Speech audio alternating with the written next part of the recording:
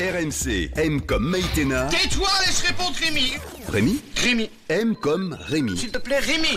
M comme Rémi au 7-32-16 et vous gagnez Rémi. 32-16. Cadeau chez vous. Je suis pas sûr que ce soit un cadeau. Non, tu manges beaucoup de gâteaux, toi. Bah, c'est sympa les gâteaux.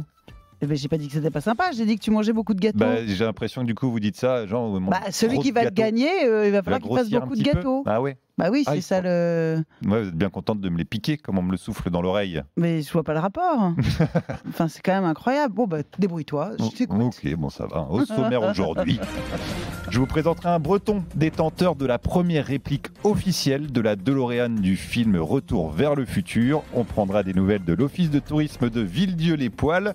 Et puis, je vous ferai écouter l'hymne sud-africain interrompu par un SMS à l'occasion d'un match de la Coupe d'Afrique des Nations. RMC, M comme Rémi. La crème dégouline sur le baba au rhum. Qu'est-ce que c'est que ça? Je pense cette chanson. La crème dégouline sur le baba au rhum, mais moi je n'ai pas de cuillère. Ce sont les paroles. Mais moi j'ai pas de cuillère. J'ai pas de cuillère. Ce sont les paroles d'une chanson d'Hervé Christiani intitulée Baba au rhum. Car Hervé, on commence... si tu nous entends. Si tu nous entends. Car on commence avec une histoire de baba au rhum. Des babas au rhum ont en effet été servis par mégarde à des enfants dans le Nord. Ah, c'est pas bon ça. Ça c'est interdit l'alcool à l'école. Hein. Voilà, ça s'est passé dans un centre de loisirs d'Asbrook. Les desserts alcoolisés étaient en réalité destinés aux personnes âgées avec lesquelles les plus jeunes partagent leur repas chaque mercredi dans le cadre de l'opération J'invente pas un mercredi récréatif. Il s'agit donc d'un échange de plateaux malencontreux. Rapidement placés sous surveillance, les enfants n'ont pas montré de signes d'intoxication, donc tout va bien. J'ai quand même réussi... Français. Hein, non, j'ai fait une mauvaise blague. Ouais. Moi, j'ai quand même réussi à joindre le petit Jean-Kévin Mohamed pour prendre des nouvelles et m'assurer que tout va bien.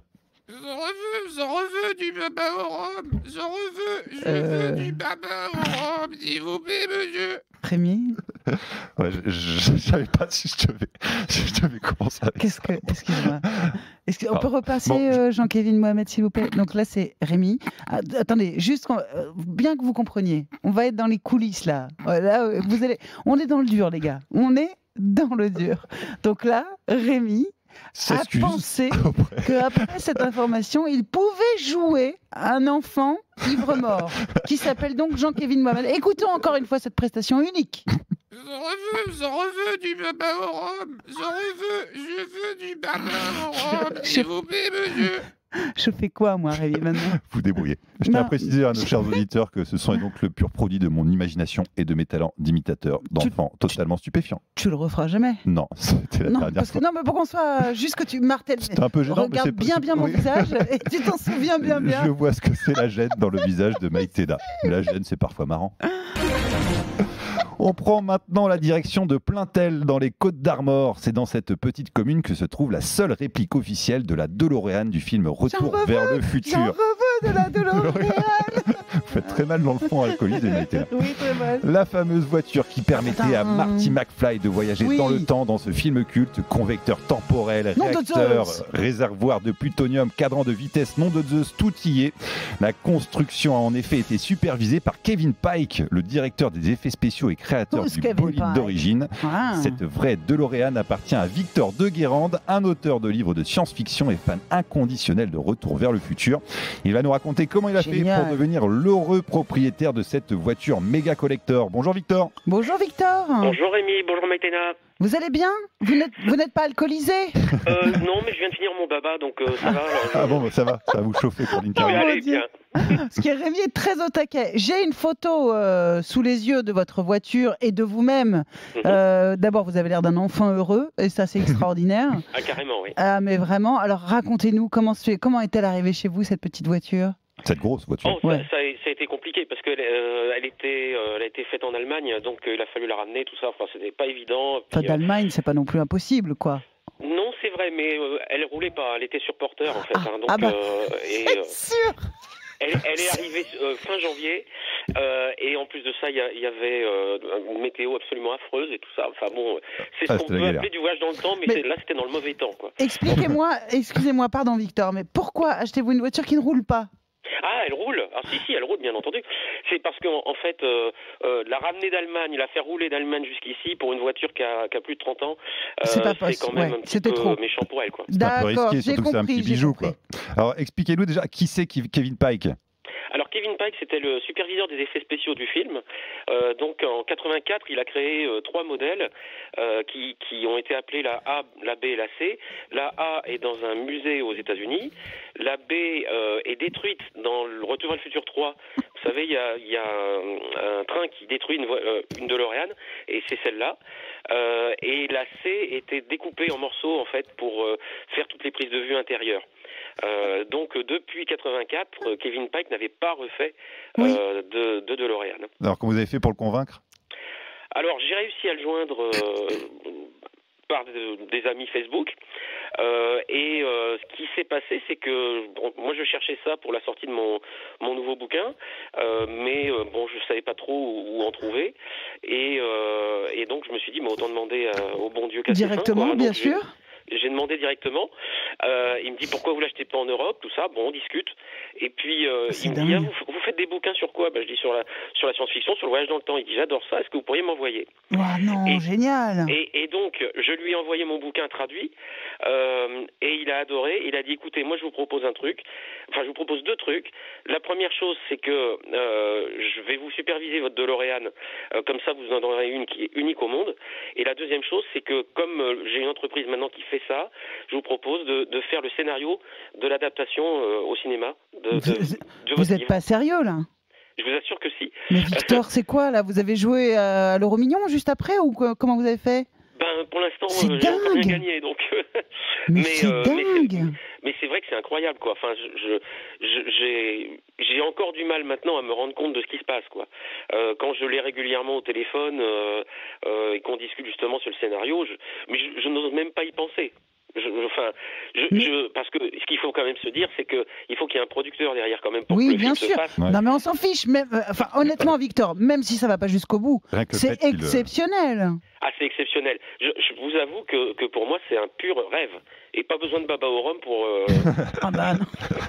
Et si vous cherchez des imitateurs d'enfants, vous pensez à moi. Pour le film. Si vous avez besoin de quelqu'un qui est capable de faire Jean-Kévin Mohamed, attention Julie, je vais te le lancer parce qu'on va réentendre Jean-Kévin. Si jamais... écoutez bien ça, Victor, écoutez bien. Ouais. Je veux du baba au rhum. Je veux du baba au rhum, s'il vous plaît, monsieur. Est-ce qu'on est d'accord pour que Rémi ne soit pas payé aujourd'hui? Il est exceptionnel. Il est exceptionnel. Là, on est au bout du truc, là. Bon, Victor, votre histoire est géniale. Elle est géniale, ouais. Elle est géniale. Vraiment. En plus de ça, la voiture, maintenant, quand je roule avec, puisque la classe. Là, elle vient d'être immatriculée, donc là, c'est bon. C'est super. Je peux rouler. La tête des gens dans la rue et tout ça, enfin, c'est fantastique, quoi. Et alors, vous êtes allé dans quelle époque la première fois que vous l'avez utilisé? Moi, je voulais demander si c'était le plutonium, comment il fait avec le plutonium. Pour être un petit peu raccord avec ce qui s'est dit avant, vous comprenez bien que 88 miles à l'heure, qui est la vitesse pour remonter dans le temps, c'est à peu près, si je ne me trompe pas, dans les 141 km/h. Et Édouard Philippe n'est pas d'accord. Voilà. Et en France, c'est pas possible, et en Bretagne encore moins. Donc, vous êtes bloqué en 2019.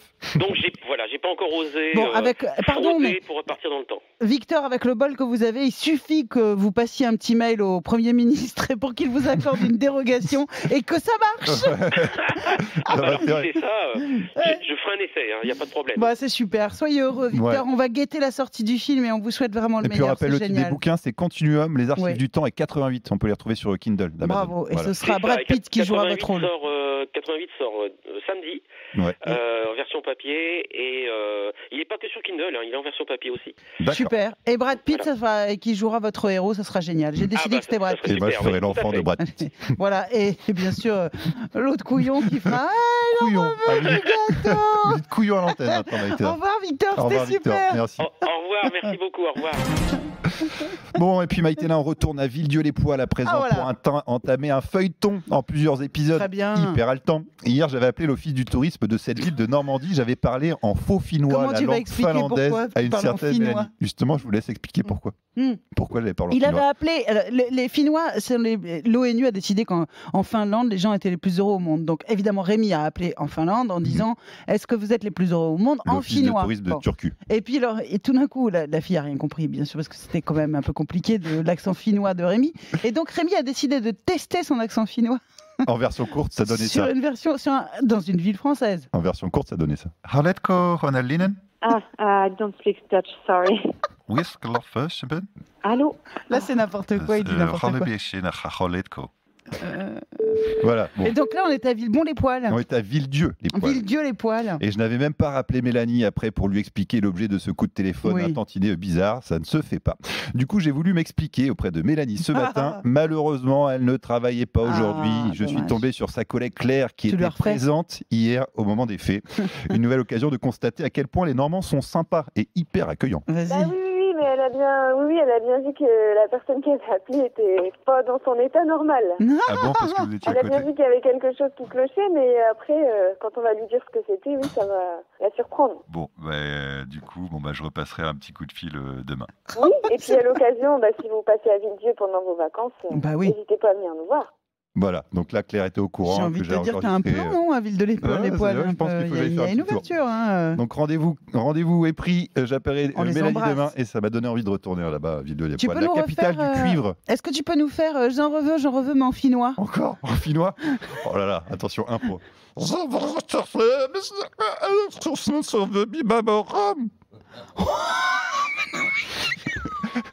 Tu vois ce que je vis ou pas? Parce qu'on tu comprends le truc, quoi? Je suis pas trop. T'as arrêté le tiro, non? Ça reste comme de ronds de flanc. Ah ouais, non. Attention, hein.